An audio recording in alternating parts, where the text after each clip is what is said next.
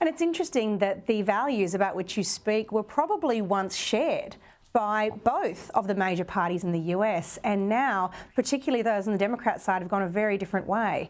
In Australia, Vernon, we're in the middle of a debate around many of the issues you've mentioned, like whether or not we should have a constitutionally enshrined Indigenous voice to Parliament, effectively a manifestation of identity politics.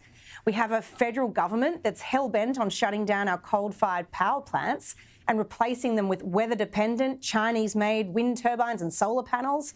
Our children are being taught about gender fluidity at school. I could keep going. How does the Australian political landscape look like from the perspective of the United States?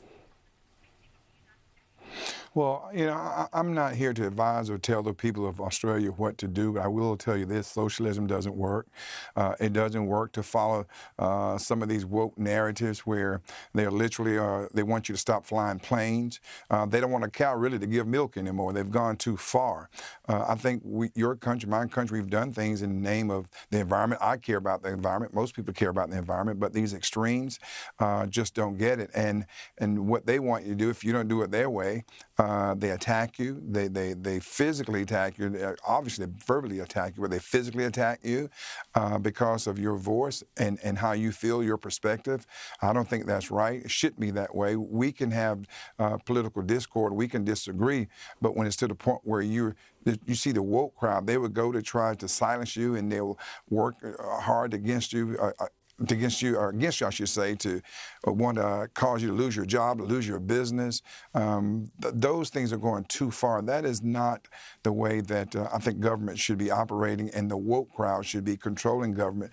And let's go back to the environment. We care about the environment, yes, but we have to do things in moderation, not where it's extreme, where it's hurting people, putting people out of business, hurting wages, hurting the entrepreneur spirit.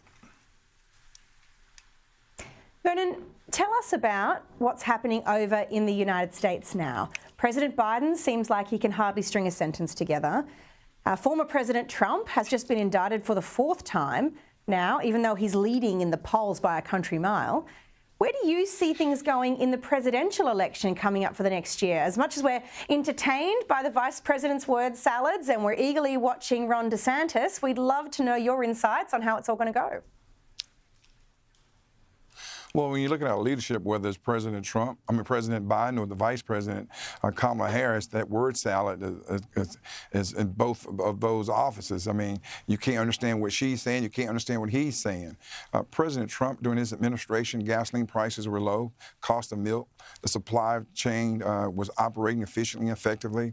He was holding China accountable with the tariffs. We were energy independent. He brought some good leadership to the United States. Joe Biden and his team has come on board and tried to undo everything that the president put in place, and is backfiring on them.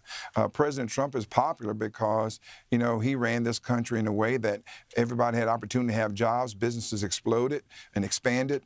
At the same time, you saw that entrepreneur spirit, the investment, taking pride in our country. USA, yes, USA, we love that.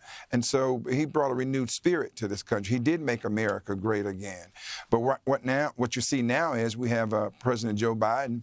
We're in an environment now where you lock up your political enemies. This is nothing but the deep state working in coordination with President Biden, and they're literally going after President Biden's opponent, former President Donald Trump. President Donald Trump, or former President Donald Trump, I should say, I hope to be President of Donald Trump. He's popular because he understands the American way and how to get things done. And he is going to continue to campaign. The more they indict him, the more popular he's getting. His numbers are going through the roof, including in the African-American community. His numbers are increasing like no other time. And it's sad to see that, when you go and question the elections, and our Constitution give us these freedoms. When you go and question the elections, hold the government accountable, they come at you to silence you. They come at you to jail you. That is not the American way.